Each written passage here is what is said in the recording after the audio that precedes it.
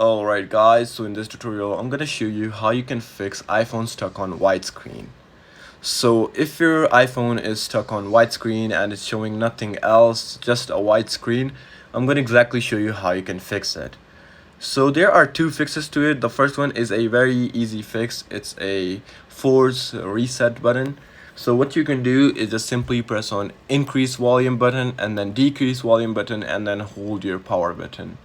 So if I do that process, my recording will stop, but you have to do that. Just remember, increase, decrease, and then power button. And you gotta hold power button, and then you'll see an Apple logo appear, and you're done after that. And then the other way is just simply connecting your phone to your laptop or PC, and then just going to iTunes app and then resetting the device by iTunes.